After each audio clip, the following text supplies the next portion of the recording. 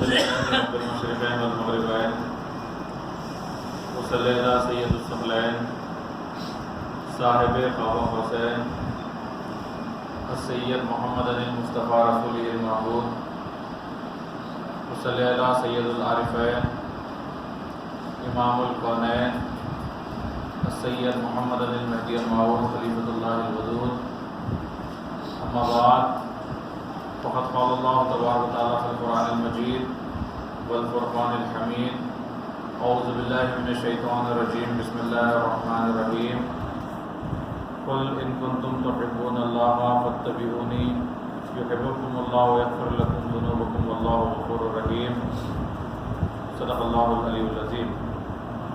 قابل احترام بزرگان قوم، نوجوانان اسلامیہ، السلام علیکم ورحمۃ اللہ۔ پروردگار عالم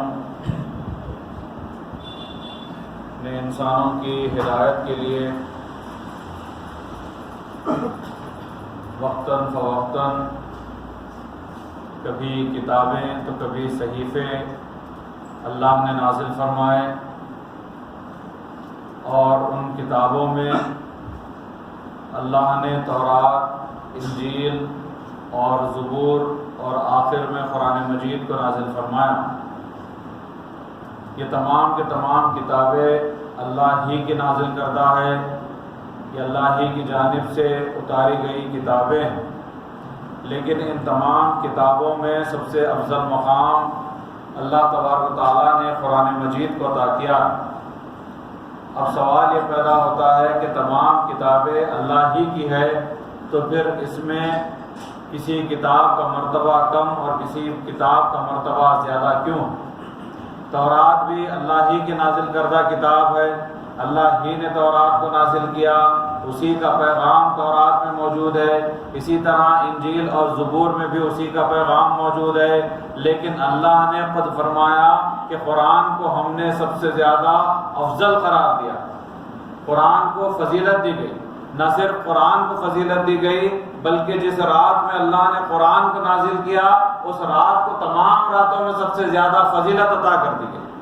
کیوں فضیلت عطا کی گئی شب قدر کو؟ تو اللہ نے فرمایا انا انزلناہ فی لیلۃ القدر۔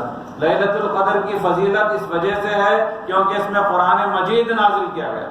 تو آپ قرآن کی فضیلت کو غور کریں کہ قرآن کی کتنی فضیلت ہوگی کہ جس رات میں قرآن کو نازل کیا جاتا ہے وہ رات تمام راتوں میں سب سے زیادہ افضل ہو جاتی ہے۔ لیکن سوال یہی پر باقی ہے کہ قرآن کو یہ فضیلت کیوں دی گئی جبکہ تورات بھی اللہ ہی کا کلام ہے، انجیل بھی اللہ ہی کا کلام ہے، زبور بھی اللہ ہی کا کلام ہے، پھر قرآن کو اتنی فضیلت کیوں دی گئی؟ تو پھر آپ کو علماء یہ بیان کرتے ہیں کہ بے شک تورات، زبور اور انجیل اللہ ہی کی طرف سے نازل کردہ کتابیں ہیں، لیکن قرآن کی نسبت ایک ایسی شخصیت عظیم سے ہے، اس شخصیت کی نسبت کی وجہ سے قرآن تمام آسمانی کتابوں میں افضل ہو گیا، کیونکہ تورات حضرت موسیٰ پر نازل کی گئی، زبور حضرت داؤد پر نازل کی گئی، انجیل حضرت عیسیٰ پر نازل کی گئی، ان سب میں کوئی بھی افضل الانبیاء نہیں ہے۔ قرآن افضل الانبیاء کی نسبت سے تمام نازل کردہ کتابوں میں سب سے زیادہ افضل ہے، اور یہ نسبت آقا دو جہاں محمد رسول اللہ صلی اللہ علیہ وسلم کی ہے، جس کی وجہ سے قرآن کو سب سے افضل کتاب قرار دیا گیا۔ قرآن کی فضیلت محمد رسول اللہ صلی اللہ علیہ وسلم کی نسبت کی وجہ سے ہے، اور اسی طرح اللہ تبارک و تعالیٰ نے ہر نبی کو ایک امت عطا کی، لیکن جو امت محمد رسول اللہ صلی اللہ علیہ وسلم سے وابستہ ہو جاتی، جو محمد رسول اللہ صلی اللہ علیہ وسلم سے نسبت پا جاتی ہے، اللہ تبارک و تعالیٰ قرآن مجید میں ارشاد فرماتا ہے کنتم خیر امت، کہ تم سب سے بہترین امت۔ کیوں اللہ تبارک و تعالیٰ نے امت محمدیہ کو سب سے زیادہ بہتر امت فرمایا؟ کیونکہ امت محمدیہ کی نسبت محمد رسول اللہ صلی اللہ علیہ وسلم سے، تمام کائنات کا وجود میں آنا یہ محمد رسول اللہ صلی اللہ علیہ وسلم کی نسبت اور وسیلے سے۔ آج چند نادان یہ کہتے ہیں کہ محمد رسول اللہ کے وسیلے کی ضرورت نہیں، بغیر محمد رسول اللہ کے وسیلے کے ہم سیدھے سیدھے خدا کو حاصل کریں گے، یا قرآن سے ہم تمام مذہب کو سمجھ لیں گے؟ ہم کو محمد رسول اللہ صلی اللہ علیہ وسلم کے ارشادات کی، آپ کے احادیث کی ضرورت نہیں ہے، قرآن ہمارے لیے کافی۔ قرآن تو اللہ کا کلام، اسلام کی بنیاد توحید پر رکھی گئی۔ سب سے پہلا فاؤنڈیشن جو اسلام کا ہے وہ توحید ہے، اللہ کی وحدانیت ہے، اللہ کو ایک جاننا ہے۔ اور قرآن مجید میں آیت توحید کون سی ہے؟ تو اللہ نے فرمایا سورہ اخلاص کی آیت نمبر 1، جس میں اللہ نے ارشاد فرمایا قل هو اللہ احد۔ اس آیت کو آیت توحید کہا جاتا ہے، اور اسی آیت کی وجہ سے تمام مسلمانوں کا یہ عقیدہ ہے کہ اللہ ایک، یہی آیت دلیل ہے کہ اللہ ایک۔ اب یہاں پر آپ غور کریں کہ یہ آیت توحید ہے، اللہ کی وحدانیت کا اس میں ذکر کیا جا رہا ہے، اللہ کی ایکتائی کا ذکر کیا جا رہا ہے، تو یہاں پر کسی اور کے تذکرے کی کوئی ضرورت تھی نہیں تھی، بلکہ آیت یوں بھی ہو سکتی تھی کہ اللہ تبارک و تعالیٰ ارشاد فرماتا انا اللہ احد، یعنی اس بات میں کوئی شک نہیں کہ اللہ ایک ہے۔ اگر اس طرح سے بھی آیت نازل ہوتی تو اس میں کوئی بات کی تعجب نہیں تھا کہ اللہ فرما دیتا انا، اس بات میں کوئی شک نہیں ہے اللہ احد، اللہ ایک ہے، تب بھی مسلمان اس کو قبول کر لیتے۔ لیکن اللہ تبارک و تعالیٰ نے انا اللہ احد نہیں فرمایا، بلکہ اللہ نے قل هو اللہ احد فرمایا۔ آیت توحید بیان کی جا رہی ہے، تمام مسلمانوں کو وحدانیت کا عقیدہ سکھایا جا رہا ہے، اس کے ساتھ ساتھ اللہ تبارک و تعالیٰ نے لفظ قل کا اضافہ کر کے ایک اور عقیدہ سکھایا۔ اللہ نے فرمایا کہ تم سیدھے عقیدے توحید تک نہیں پہنچ سکتے، اللہ نے فرمایا قل، کہہ دیجئے محمد صلی اللہ علیہ وسلم اللہ ایک ہے۔ یہاں پر اللہ نے عقیدے توحید بوسیلے محمد رسول اللہ بیان کیا، اللہ کے رسول کو درمیان میں لایا گیا اور فرمایا کہ اے محمد آپ فرما دیجئے کہ اللہ ایک ہے، اور امت نے محمد رسول اللہ صلی اللہ علیہ وسلم کے وسیلے سے آپ کے فرمان سے سنا کہ اللہ ایک ہے، تو ہم نے اللہ کو ایک مانا۔ آپ کہاں کہاں سے محمد رسول اللہ کا وسیلہ ہٹائیں گے؟ اللہ خود اپنی آیت توحید کو بوسیلے محمد رسول اللہ بیان کر رہا ہے، اور یہ نادان یہ چاہتے ہیں کہ بغیر وسیلے رسول کے وہ خدا تک جا کر پہنچ جائے۔ یہ ہرگز ممکن نہیں ہے۔ نہ صرف محمد رسول اللہ صلی اللہ علیہ وسلم کا وسیلہ ضروری ہے، وہیں پر محمد رسول اللہ صلی اللہ علیہ وسلم کی احادیث بھی ضروری ہے، اور اس کے ساتھ ساتھ حضور خلیفۃ اللہ میرا مہدی موعود علیہ السلام کے فرامین بھی ضروری ہے۔ آپ بنا فرامین مہدی موعود علیہ السلام کے، بنا احادیث رسول مکرم صلی اللہ علیہ وسلم کے صرف قرآن کو پکڑ کر دین کو نہیں سمجھ سکتے۔ دین کو صرف قرآن کی بنیاد پر سمجھنا محال ہے۔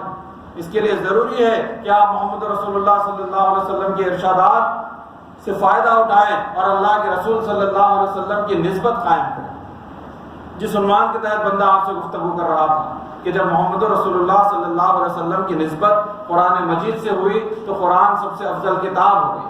محمد رسول اللہ صلی اللہ علیہ وسلم کی نسبت امت محمدیہ سے ہوئی تو امت محمدیہ تمام امتوں میں خیر امت ہو گئی۔ اسی طرح محمد رسول اللہ صلی اللہ علیہ وسلم کی نسبت عرب کے لوگوں سے ہوئی تو وہ اصحاب رسول کا لقب پائے، اور اللہ نے ان کو قرآن میں رضی اللہ تعالیٰ عنہ و رضوا عنہ کے نام سے یاد کرتا۔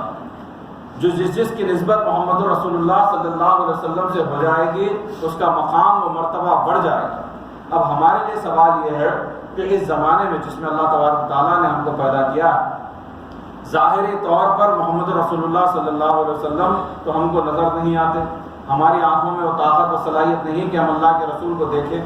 اب یہ ظاہری حیات مبارکہ کا زمانہ نہیں ہے، تو پھر ہم کس طرح سے محمد رسول اللہ صلی اللہ علیہ وسلم سے نسبت قائم کر سکتے ہیں؟ کس طرح سے ہم اپنے آپ کو محمد رسول اللہ صلی اللہ علیہ وسلم سے جوڑ سکتے ہیں؟ تو اس کا طریقہ اللہ تبارک و تعالیٰ نے سورہ آل عمران کی آیت نمبر 31 میں ارشاد فرمایا قل ان کنتم تحبون اللہ۔ بڑی خاص آیت ہے سورہ آل عمران کی۔ اللہ یہاں پر اپنی محبت کا ذکر کر رہا ہے کہ کہہ دیجئے اے محمد صلی اللہ علیہ وسلم اپنے ماننے والوں سے، اگر وہ اللہ سے محبت کرنا چاہتے ہیں فاتبعونی، محمد رسول اللہ صلی اللہ علیہ وسلم کی اتباع کریں۔ اب یہاں پر بات کس کی ہو رہی ہے؟ اللہ سے محبت کی ہو رہی ہے۔ امت محمدیہ اللہ کے بندے اگر اللہ سے محبت کرنا چاہتے ہیں، اب یہاں پر بھی محمد رسول اللہ صلی اللہ علیہ وسلم کو برزخ بنایا گیا، یعنی درمیانی راستہ بنایا گیا، بغیر وسیلے رسول کے کام نہیں لیا گیا۔ عمومی طور پر عقل آپ کو یہ کہے گی کہ اگر آپ کو اللہ سے محبت کرنا ہے تو ایسا بیان ہونا چاہیے تھا کہ جو بندے مجھ سے محبت کرنا چاہتے ہیں وہ میری فرما برداری کریں، کیونکہ فرما برداری محبت کا سب سے اہم تقاضا ہے۔ جب کسی سے آپ کو محبت ہو جاتی ہے تو آپ اس کی ہر بات کو مانتے ہیں، اس کے ہر حکم کو مانتے ہیں۔ اللہ نے یہ نہیں فرمایا کہ اگر تم مجھ سے محبت کرنا چاہتے ہو تو میرا حکم مانا کرو۔ اللہ نے یہ نہیں فرمایا کہ اگر تم مجھ سے محبت کرنا چاہتے ہو تو میری فرما برداری کرو، اگر تم مجھ سے محبت کرنا چاہتے ہو تو میری اطاعت کرو، جو کچھ میں کہتا ہوں اس پر عمل کرو۔ اللہ نے اپنی اطاعت کا، اپنی فرما برداری کا حکم نہیں دیا، بلکہ اللہ نے اپنی محبت کا میزان اتباع رسول کو بنایا اور فرمایا کہ جو کوئی مجھ سے محبت کرنا چاہتا ہے وہ محمد رسول اللہ کی اتباع کرے، اللہ کے رسول کی اتباع کرے۔ آپ سوال کریں گے کہ محبت اللہ کی اور اتباع محمد رسول اللہ کی ہو رہی ہے، اس کی وجہ کیا ہے؟ کیوں اللہ تبارک و تعالیٰ نے یہ طریقہ ہمارے سامنے پیش کیا کہ اگر اللہ سے محبت کرنا چاہتے ہیں تو محمد رسول اللہ کی اتباع کرو، اور جو کوئی بندہ محمد رسول اللہ کی اتباع کرے گا اس کا انعام بھی آگے اللہ نے ارشاد فرمایا یحببکم اللہ، اب اللہ اس بندے سے محبت کرے گا۔ اتباع ہو رہی ہے محمد رسول اللہ کی اور اللہ اب اس بندے سے محبت کر رہا ہے جس نے اتباع کی۔ بڑا عجیب فلسفہ ہے۔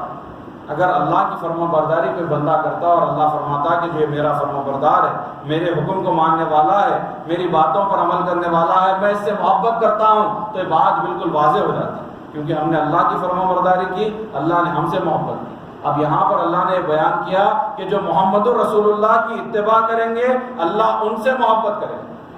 کیوں یہ بات بیان کی گئی؟ تو اس کی وجہ یہ ہے کہ اللہ تبارک و تعالیٰ اگر کسی سے محبت کرتا ہے تو وہ خود ذات محمد صلی اللہ علیہ وسلم، اور اللہ اپنے محبوب کی پیروی کرنے والوں سے محبت کرتا ہے۔ اس کی مثال آپ کے سامنے عرض کر دیتا ہوں کہ مثال کے طور پر اگر آپ ڈبوئی سے نکل کر کوئی دوسرے شہر میں جاتے ہیں، وہاں پر بازار میں یا کہیں بھی کسی مقام پر آپ جاتے ہیں، اچانک وہاں پر آپ کو کوئی لڑکا نظر آئے اور وہ لڑکا آپ کے اپنے فرزند کے چہرے سے بالکل ملتا جلتا نظر آئے، تو آپ کی نظر اچانک اس پر پڑے گی۔ آپ دیکھیں گے کہ یہ لڑکا تو بالکل میرے فرزند، میرے بیٹے جیسا ہے، اس کے آنکھ ناک میرے بیٹے جیسی ہے، اس کی بول چال کا انداز میرے بیٹے جیسا ہے۔ آپ کے چہرے پر اچانک مسکراہٹ آ جائے گی، آپ کے چہرے پر خوشی کا اظہار ہوگا، چہرے پر مسکراہٹ آئے گی، آپ دوبارہ پلٹ کر اس کو دیکھیں گے کیونکہ وہ دکھنے میں آپ کے فرزند کے جیسا ہے، اور اسی بازار میں اسی وقت پر ہزاروں لوگ موجود ہیں، لیکن آپ کی نظر کسی اور پر نہیں ٹکتی، آپ کی نظر اسی بندے پر ٹکے گی جو آپ کے فرزند کی چہرے کی طرح دکھتا ہے۔ اب آپ مجھے بتائیے کہ ہزاروں لوگوں کو آپ دیکھ کر مسکراتے نہیں ہیں؟ ہزاروں لوگ جو اس وقت پر وہاں پر موجود ہے ان پر آپ کی دوبارہ نظر نہیں پڑتی؟ کیوں آپ اسی بندے کو دوبارہ دیکھتے ہیں جس کا چہرہ آپ کے فرزند کے چہرے کی طرح ہے؟ آپ کہیں گے کہ ہم کو اپنے فرزند سے محبت، اور جس سے محبت ہوتی ہے اس کی طرح جو ہوتا ہے اب اس سے بھی محبت ہو جاتی ہے، اس پر بھی ہماری نظر چلی جاتی ہے۔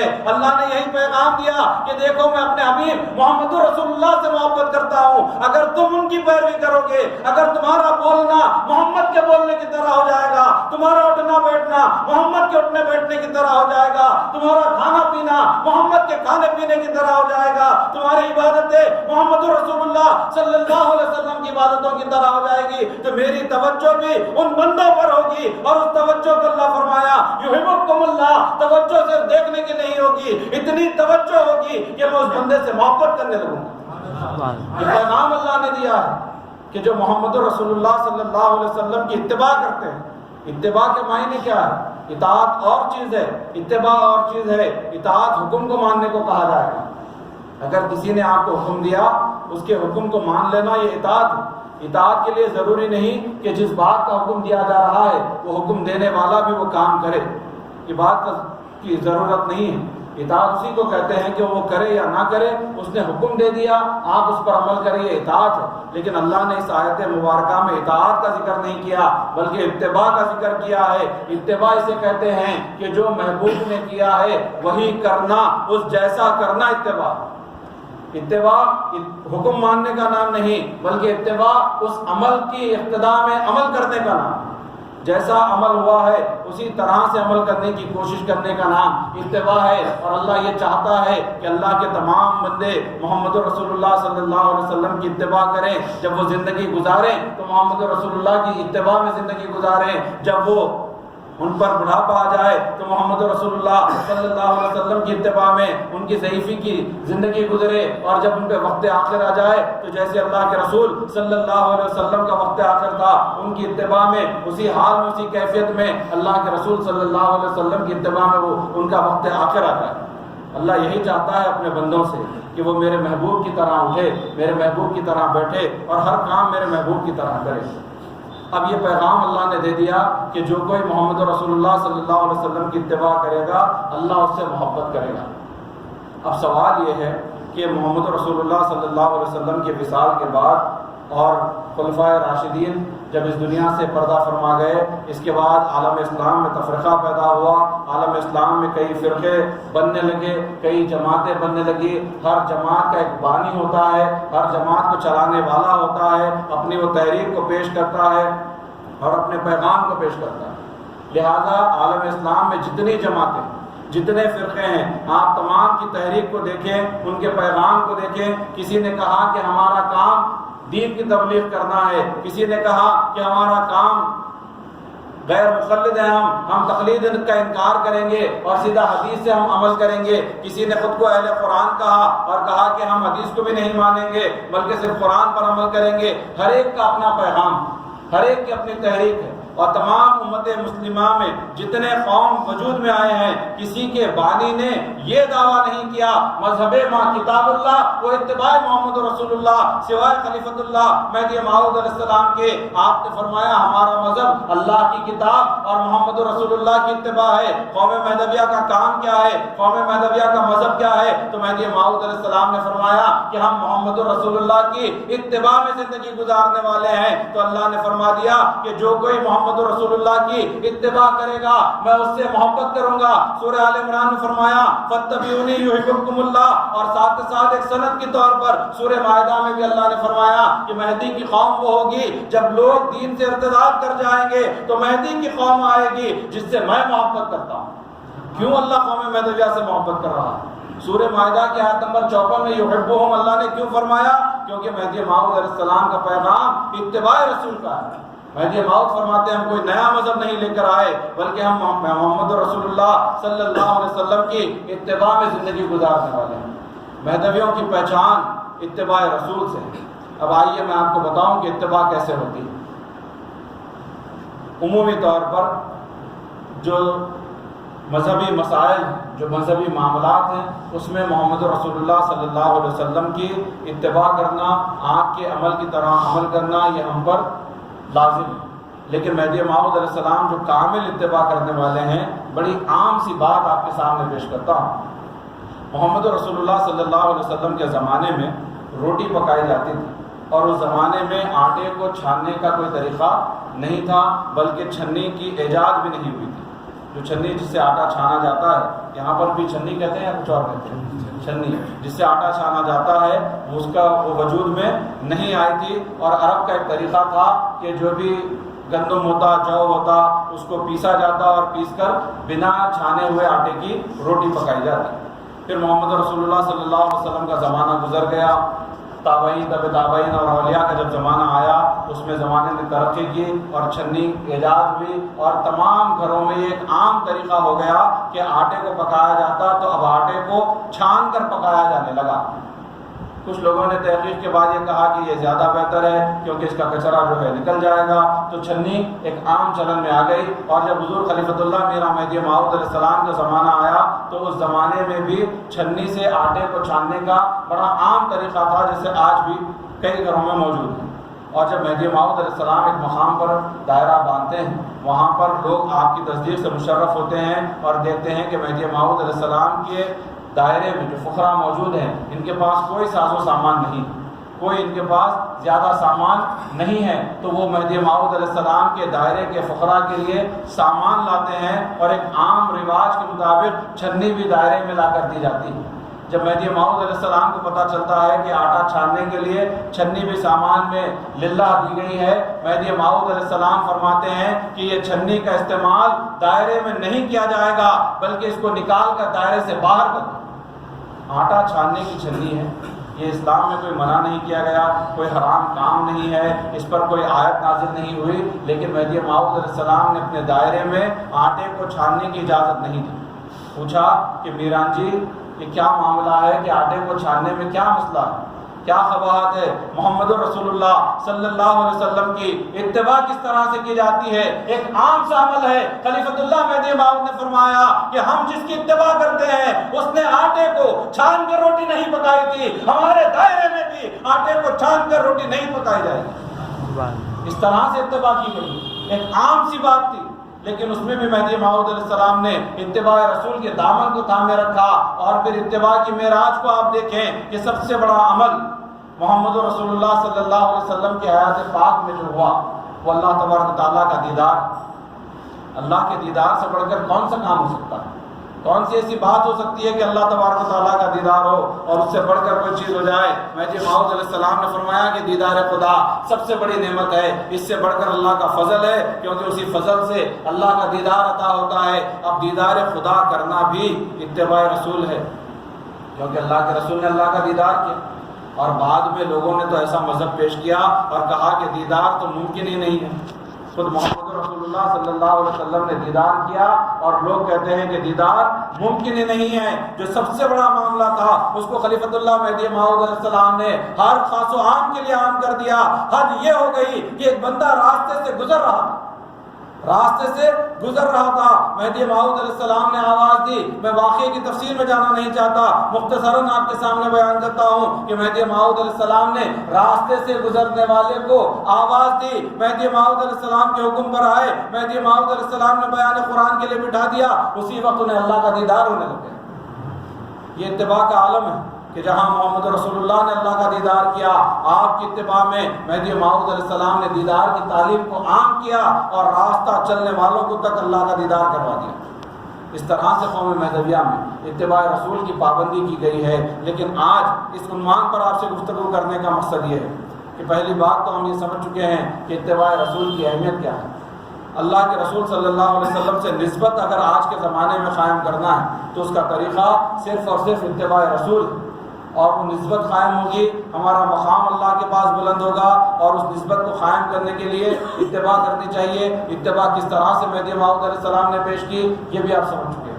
اب سب سے اہم بات ہم کو جو سمجھنا ہے کہ آج کی ہماری جو زندگی، آج کا جو ہمارا معاشرہ، آج کا جو ہمارا ماحول ہے، اب ہم اپنا محاسبہ کریں کہ ہماری زندگی کتنی اتباع رسول کے مطابق ہے۔ سب سے بنیادی باتیں آپ کے سامنے عرض کرتا ہوں۔ کیا ہمارا لباس جو ہم کپڑے پہنتے ہیں یہ محمد رسول اللہ صلی اللہ علیہ وسلم کی اتباع میں ہے، یا یہ انگریزی لباس کا ہم استعمال کرتے ہیں؟ ہمارے کھانے کا طریقہ کیا محمد رسول اللہ صلی اللہ علیہ وسلم کی اتباع میں ہے؟ جیسے ہم 5 انگلیوں کا استعمال کر کے کھانا کھاتے ہیں۔ حضرت پیر و مرشد مفسر القرآن علامہ عابد قنوری صاحب کی ایک تقریر میں نے سنا تھا، حضرت نے فرمایا تھا کہ کسی حدیث میں یہ بیان نہیں کیا گیا کہ محمد رسول اللہ صلی اللہ علیہ وسلم نے 5 انگلیوں کا استعمال کر کے آپ نے کھانا تناول فرمایا۔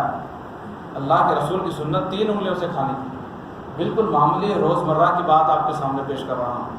3 انگلیوں سے محمد رسول اللہ صلی اللہ علیہ وسلم کھانے کو تناول فرماتے تھے۔ پہلا انگوٹھے کا آپ استعمال کرتے تھے، پہلی انگلی جس کو ہم شہادت کی بھی انگلی کہتے ہیں، اور پھر دوسری انگلی جو سب سے زیادہ لمبی انگلی ہوتی ہے، یہ 3 انگلیوں سے محمد رسول اللہ صلی اللہ علیہ وسلم تناول فرماتے تھے۔ ہم مسلمان ہیں، ہم امت محمدیہ میں ہیں، ہم خیر امت ہیں، ہم مہدوی ہونے کا دعویٰ کرتے ہیں، ہمیں یہ معلوم نہیں کہ محمد رسول اللہ 3 انگلیوں سے کھانا کھایا کرتے ہیں۔ ہم کہاں اتباع کریں گے؟ ہمارا لباس اتباع رسول کے مطابق نہیں، ہمارا کھانا پینا اتباع رسول کے مطابق نہیں۔ اللہ کے رسول صلی اللہ علیہ وسلم، بی بی عائشہ کی روایت ہے کہ بی بی عائشہ فرماتی ہیں کہ آپ نے اپنی پوری حیات میں کبھی پیٹ بھر کر اللہ کے رسول نے کھانا نہیں کھایا۔ آج ہم کس طرح سے کھاتے ہیں؟ کوئی دعوت کا معاملہ آ جائے، کوئی شادی بیاہ کا معاملہ آ جائے، کیا ہم کو خیال رہتا ہے کہ یہ پیٹ بھر کر ہم کھا رہے ہیں، یا پیٹ میں اللہ کے ذکر کے لیے بھی کوئی جگہ باقی رکھتے ہیں؟ ہمارا کھانا پینا اللہ کے رسول کی اتباع میں نہیں ہے۔ ہم بڑی بڑی باتیں دیدار خدا کی بات کرتے ہیں، ہم توکل اللہ کی بات کرتے ہیں، ہم ہجرت از وطن کی بات کرتے ہیں۔ بے شک یہ تمام چیزیں طلب دیدار خدا، ہجرت از وطن، توکل ہم پر فرض ہے۔ ہم اس مقام پر کب پہنچیں گے جبکہ ہماری روزمرہ کی زندگی محمد رسول اللہ صلی اللہ علیہ وسلم کی اتباع کے مطابق نہیں، ہمارے گھر کا ماحول اللہ کے رسول صلی اللہ علیہ وسلم کی اتباع کے مطابق نہیں ہے۔ اللہ کے رسول کے گھر کا ماحول کیسا تھا؟ بی بی فاطمہ رضی اللہ تعالی عنہ خاتون جنت اللہ کے رسول صلی اللہ علیہ وسلم کے ساتھ اپنے حجرے کے سامنے کے حصے میں تشریف فرما، اچانک ایک نابینا فقیر بی بی اللہ کے رسول صلی اللہ علیہ وسلم کے حجرے کے پاس آ جاتا ہے اور بی بی فاطمہ وہاں سے اٹھ کر نہیں جاتی، جو ابھی معصوم ہیں۔ اور آپ کو یہ بات بھی وضاحت کرتا ہوں، اکثر نوجوان اس بات سے واقف نہیں، جب بھی ہم بیویوں کا ذکر کرتے ہیں، کسی بزرگوں کا ذکر کرتے ہیں، ہمارے ذہن میں خاکہ بن جاتا ہے کہ وہ بہت ضعیف خاتون تھی ہوں گی، بہت ضعیف بزرگ تھے ہوں گے، ان کی عمر 70-80 سال ہوگی۔ آپ کو معلوم ہونا چاہیے کہ بی بی فاطمہ رضی اللہ تعالی عنہا کی حیات مبارکہ صرف 26 سال میں آپ کا وصال ہو چکا تھا۔ اور یہ واقعہ جو میں آپ کے سامنے عرض کر رہا ہوں یہ بی بی فاطمہ کے نکاح سے پہلے کا ہے، اور آپ کا نکاح 15 یا 16 سال کی عمر میں کیا گیا، 15 سال کی عمر میں آپ کا نکاح کیا گیا، اور نکاح سے پہلے کا واقعہ ہے، تو آپ اندازہ کریں کہ بی بی فاطمہ کی عمر کیا ہوگی جب وہ نابینا فقیر مانگنے والا محمد رسول اللہ صلی اللہ علیہ وسلم کے حجرے کے قریب آیا۔ بی بی فاطمہ وہاں سے اٹھ کر نہیں گئی، اللہ کے رسول صلی اللہ علیہ وسلم اس ساحل کو، اس مانگنے والے کو خیرات کرتے ہیں اور پھر اپنی دختر سے سوال کرتے ہیں کہ اے فاطمہ تم یہاں سے اٹھ کر کیوں نہیں گئی؟ بی بی فاطمہ جواب دیتی ہیں کہ ابا حضور وہ تو نابینا ہے، وہ مجھے نہیں دیکھ سکتا تھا، یعنی اس میں وہ بندہ مجھے دیکھنے کے قابل نہیں تھا، میں اسے نظر نہیں آؤں گی، تو اس میں پردے کا معاملہ کہاں پورا ہوتا؟ اللہ کے رسول نے فرمایا کہ فاطمہ بے شک وہ تمہیں نہیں دیکھ سکتا تھا لیکن تم تو اسے دیکھ سکتی تھی۔ یہ بھی اسلام میں جائز نہیں کہ تم بھی نامحرم مرد کو دیکھو۔ اللہ کے رسول کے گھر کا ماحول یہ ہے کہ نہ کوئی بی بی فاطمہ کو دیکھے، نہ فاطمہ کسی نامحرم مرد کو دیکھے۔ اور اپنے آخری وقت میں بی بی فاطمہ یہ وصیت فرماتی ہے کہ جب میرا انتقال ہو جائے تو مجھے میرے جنازے کو میرے اہل خانہ لے جائیں۔ حضرت علی، امام حسن، امام حسین اور حضرت ابو ذر غفاری کو خود اللہ کے رسول خواب میں آ کر حکم دیتے ہیں جاؤ فاطمہ کا انتقال ہو چکا ہے، جاؤ میت میں شریک ہو جاؤ۔ یہ 4 افراد نے بی بی فاطمہ کا جنازہ لے کر آپ جنت البقیع پہنچے۔ لوگوں نے پوچھا کہ کسی کو اطلاع کیوں نہیں دی گئی، دوسرے مرد حضرات کو کیوں نہیں بلایا گیا؟ حسنین نے فرمایا کہ ہماری ماں نے وصیت کی تھی کہ مجھے زندگی میں کسی مرد نے نہیں دیکھا، تو میں یہ چاہتی ہوں کہ میرے جنازے کو بھی کسی مرد نہ دیکھے۔ یہ اللہ کے رسول کے گھر کا ماحول ہے۔ کیا ہم اپنے گھر کی خواتین کو یہ تعلیم دیتے ہیں؟ کیا ہم ان کو پردے کی پابندی سکھاتے ہیں؟ میں بڑی معذرت کے ساتھ آپ حضرات کے سامنے یہ بات پیش کر رہا ہوں کہ کچھ عرصے سے جو بھی یہاں پر تقریر کرنے کے لیے مبلغین آتے ہیں وہ خواتین کو یہ پیغام دیتے ہیں کہ پردے کی پابندی کی جائے، برقع پہنا جائے، برقع پہننے سے عورت کا تمام جسم ڈھکا ہوا رہتا ہے، وہ پردہ قائم ہوتا ہے۔ تو مجھے یہ بتایا گیا، میں جانتا نہیں حقیقت اس میں کیا ہے، لیکن مجھے بتایا گیا کہ جب لڑکیاں برقع پہننا چاہتی ہے تو ان کے ماں باپ اس سے روکتے ہیں۔ بھائی ہم مہذبی ہیں، ہم اتباع رسول کے پابند ہیں، ہمارا مذہب ہی ہم یہ کہتے ہیں مذہب ما کتاب اللہ و اتباع رسول اللہ۔ کیا ہمارے گھر کی خواتین بے پردہ بازاروں میں اگر گھومیں تو کیا یہ اتباع رسول ہے؟ کیا ماں باپ کی ذمہ داری نہیں کہ اپنی اولاد کو پردہ کرائیں؟ کیا شوہر کی ذمہ داری نہیں کہ اپنی بیوی کو پردہ کرائیں؟ ہم مہذبی 4 شرائط شرعیہ کی پابندی کے ساتھ نکاح کرتے ہیں۔ آپ جانتے ہیں ان 4 شرائط شرعیہ میں ایک اہم شرط یہ ہے کہ اپنی بیوی کو پردے کی پابندی میں رکھے، دائرے دین میں رکھے۔ دائرے دین سے مراد جو دین کے احکامات ہے وہ پورا کرانا شوہر کی ذمہ داری ہے۔ شوہر پر یہ شرط رکھی گئی ہے نکاح کے وقت۔ آج شوہر اپنی بیویوں کو برقع پہننے سے روکتے ہیں، ماں باپ اپنی بیٹیوں کو برقع پہننے سے روکتے ہیں۔ یہ کتنی تعجب کی بات ہے۔ بلکہ ماں باپ کو تو چاہیے جس طرح سے محمد رسول اللہ نے بی بی فاطمہ کو پردے کا درس دیا، آج ماں باپ کو چاہیے کہ اپنی بیٹیوں کو پردے کا درس دیں، اپنی اولاد کو نماز کی پابندی کا درس دیں۔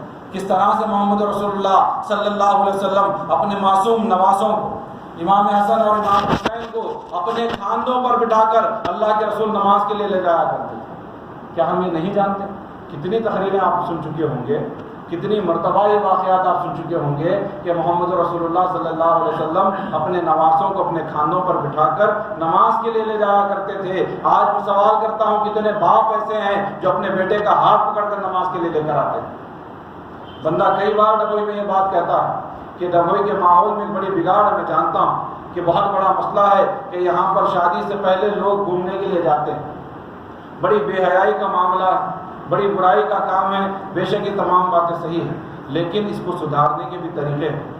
اگر آپ ان پر پابندیاں لگائیں گے، آپ دیکھتے ہیں کہ پابندیاں لگانے کے بعد کیا ہوتا ہے، ان پر سختی کریں گے تو سختی کرنے کے بعد کیا ہوتا ہے۔ آپ بہت بہتر کوشش کر رہے ہیں، میں آپ کی کوششوں کا انکار نہیں کر رہا ہوں، جو بھی لوگ اس چیز کو روکنا چاہتے ہیں آپ کی کوشش بڑی اچھی ہے، لیکن ایک دوسرا طریقہ آپ کے سامنے عرض کرتا ہوں۔ دوسرا طریقہ یہ ہے کہ اگر کوئی نوجوان اپنی یہ غلطی سے باز نہ آئے، اگر وہ اس کام کو نہ چھوڑے، آپ اس سے کہیں کہ ٹھیک ہے تو جو کر رہا ہے ٹھیک ہے، حالانکہ وہ غلط ہے لیکن ہم اس سے نہیں روکتے۔ ہماری شرط یہ ہے کہ تو ہر روز ہمارے ساتھ نماز کی پابندی کریں۔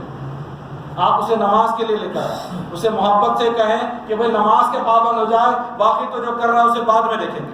اسے روکنا یا نہ روکنا یہ بات کا مسئلہ ہے، لیکن ابھی ہماری گزارش یہ ہے، ابھی ہماری ذمہ داری یہ ہے کہ ہم تجھے اپنے ساتھ نماز کو لے جانا چاہتے ہیں۔ آپ نماز کا پابند بنائیے، میں آپ کو گارنٹی دیتا ہوں کہ اگر وہ سچے دل سے نماز کا پابند ہو جائے گا، اس کی نماز میں خشوع و خضوع پیدا ہو جائے گا، وہ بالکل اس گناہ سے باز آ جائے گا۔ آپ کہیں گے کہ بڑی عجیب بات ہے، وہ گھومنے کے لیے جا رہا ہے، آپ نماز کے لیے بلا رہے ہیں، نماز سے گھومنے کا کیا تعلق؟ آپ قرآن کو سمجھے، اللہ نے قرآن میں فرمایا بے شک نماز بے حیائی اور برائی سے روکتی ہے۔ جب بندہ نماز کا پابند ہو جائے گا تو خود بخود بے حیائی اور برائی سے وہ خود دور ہو جائے گا۔ آپ نماز کی تعلیم دیجیے، آپ ذکر اللہ کی پابندی کروائیے۔ جو بندہ اللہ کے ذکر میں مصروف ہو جاتا ہے اس کا دل برائیوں کی طرف مائل نہیں ہوتا۔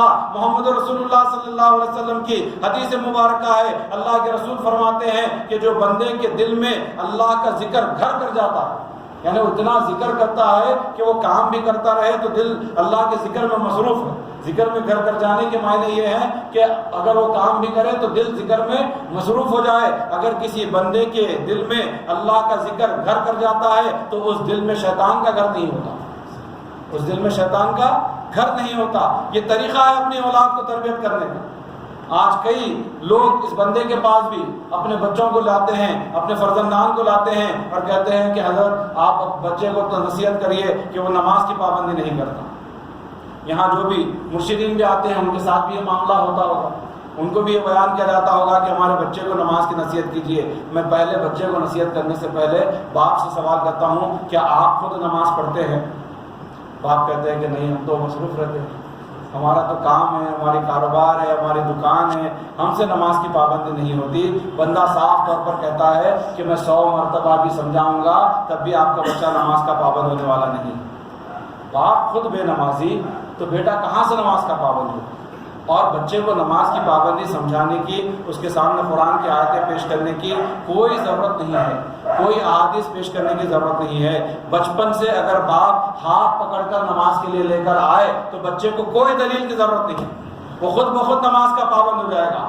آج بچے کیوں بے نمازی ہیں؟ کیونکہ ان کے باپ ان کو ہاتھ پکڑ کر نماز کے لیے نہیں لاتے۔ ہم اپنی غلطیوں کو سدھاریں گے تو ہماری اولاد بھی سدھری ہوئی نکلے گی۔ ہم اپنی غلطیوں کو نہیں سدھاریں گے، ہم ان کو دینی تعلیم نہیں دیں گے تو کہاں سے وہ متقی ہوں گے، کہاں سے وہ پرہیزگار ہوں گے، کہاں سے وہ گناہوں سے اپنے آپ کو بچانے والے ہوں گے۔ آج قوم مہدویہ میں سب سے زیادہ کسی بات کی ضرورت ہے تو مذہبی تعلیم کی ضرورت ہے۔ اگر آپ مذہبی تعلیم سے اپنے بچوں کو آراستہ نہیں کریں گے تو ہرگز ہماری آنے والی نسل دین پر قائم نہیں رہے۔ آج لوگ یہ کہتے ہیں ڈبوئی کا ماحول محفوظ ہے، اگر آپ بڑودہ جائیں گے تو وہاں کئی ایسے لوگ ہیں جو مہدویت سے پلٹ چکے ہیں۔ اگر آپ بھروچ جائیں گے تو بھروچ میں بھی یہ معاملہ ملے گا کہ کئی لوگ تبلیغی جماعت میں مل چکے ہیں۔ جمبو سر میں تو سارے کی ساری آبادی مہدویت سے پلٹ چکی ہے، فلاں جگہ یہ ہے، فلاں یہ ہے، لیکن الحمدللہ ڈبوئی میں کوئی مسئلہ نہیں۔ جب میں سنتا ہوں تو مجھے تعجب ہوتا ہے، بھائی صرف ارتداد کا جانا ہی دین سے پھر جانا ہے؟ کیا مہدویت کو چھوڑ دینا ہی دین سے پھر جانا ہے؟ کیا بے نمازی دیندار ہوتا ہے؟ نماز کو چھوڑ دینا بھی دین سے پھرنا ہے، نماز کو چھوڑ دینا بھی دین سے پھرنا ہے، ذکر کو چھوڑ دینا بھی دین سے پھرنا ہے۔ آپ زبان سے مہدی مہدی کہتے رہیں گے تو آپ مہدوی نہیں ہوں گے۔ مہدی موعود علیہ السلام نے مہدویت کی شرط بیان کی ہے۔ مہدی موعود نے فرمایا باعمل مقبول، جو باعمل ہوگا وہی اللہ کے پاس مقبول ہے۔ پھر مہدی موعود نے فرمایا تصدیق بندہ عمل است، جو بندے کی تصدیق کرنا چاہتا ہے اس پر لازم ہے کہ وہ عمل کرے۔ مہدی موعود علیہ السلام کی نظر میں مہدی موعود کہنے والا مہدوی نہیں ہے، بلکہ مہدی موعود کی نظر میں جو نماز کا پابند ہے وہ مہدوی ہے، جو ذکر اللہ کا پابند ہے وہ مہدوی ہے، جو عشر کی پابندی کرتا ہے وہ مہدوی ہے۔ اگر ہم نماز کی پابندی نہیں کرتے، ذکر کی پابندی نہیں کرتے اور رسول کی پابندی نہیں کرتے تو ہم اپنے دل کو دھوکہ دے رہے ہیں کہ ہم مہدوی ہیں۔ قیامت کے دن مہدی موعود ہم کو مہدوی ماننے کے لیے تیار کیے ہوں گے۔ وہاں پر ہماری مہدویت جو نام کی تھی وہ کام آنے والی نہیں ہے۔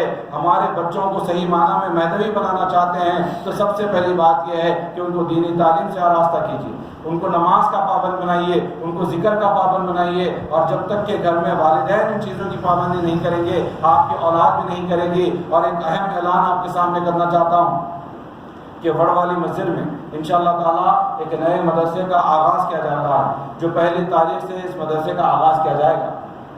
جو مدرسے الحمدللہ پہلے سے نبوی میں چلتے ہیں ماشاءاللہ سے وہ بہت اچھی تعلیم دے رہے ہیں، ان کا طریقہ کار بھی ماشاءاللہ بہت اچھا ہے اور وہ جاری رہیں گے۔